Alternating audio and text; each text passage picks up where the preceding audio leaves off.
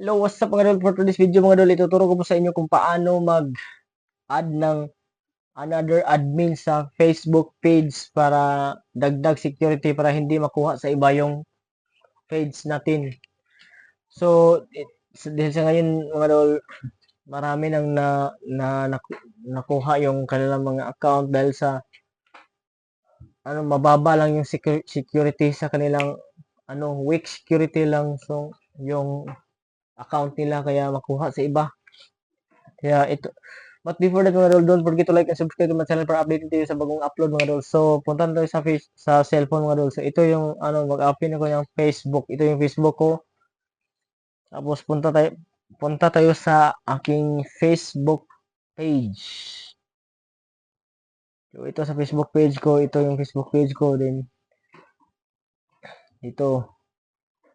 So, dito sa Facebook page ko, dito punta tayo sa home sa Facebook page, sa profile, i-click mo yung profile sa baba, then click mo yung profile. So, dito tayo sa settings and privacy. Settings and privacy, then settings. Okay, dito tayo sa page. Ito yung page details ko. So, dito sa page details mo, i-private mo yung ibang details mo, yung number at saka yung email, hindi yung ma-private, public talaga yan. So, back na tayo, punta tayo sa page setup. So, ito yung gagawin natin, page access. Ito, mag-a-add tayo ng bagong admin. Halimbawa, yung i-add mo admin, yung hindi niya ginagalaw yung page. Ano lang yung, siya lang yung maghahawak ng page mo. Pwede siya maka-access pero wag mong ipagalaw. Kasi ikaw lang yung dapat mag-access sa page mo. Sabihan mo lang yung partner mo. So mag-search ka ng name dito sa Facebook nila tapos i-add mo sila. Pag add mo, maglagay ka ng password tapos pag password yan, i-accept nila. Pag na-accept nila, ma-full control nila yung page mo. Baka dalawa na yung admin. Kaya kung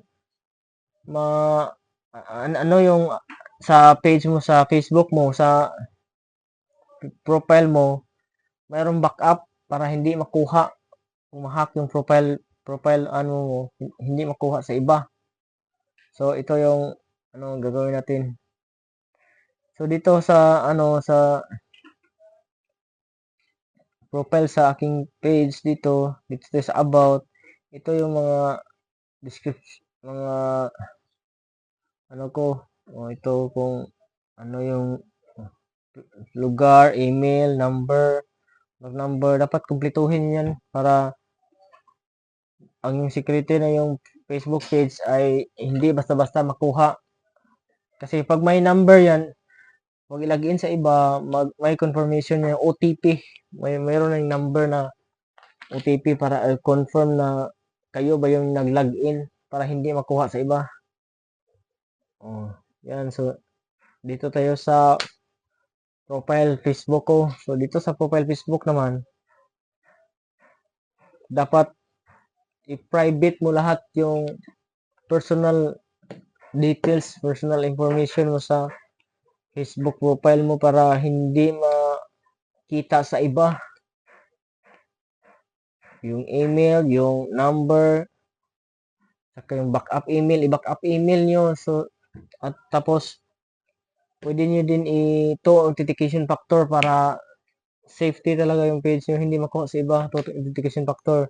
Kasi kung mag-login ka sa ibang PC or cellphone, i-confirm mo sa yung cellphone mo na nilalagin. I-confirm mo doon para hindi sila para secure yung account mo at hindi nila basta-basta makuha. Kapag nag-login ka sa iba, may authorized na mag-login ka din, i-confirm mo sa yung cellphone na nilaginan mo. So, yan lang mga idol. Don't forget to like, subscribe to my channel para updatein mo sa bagong upload mo. Thank you.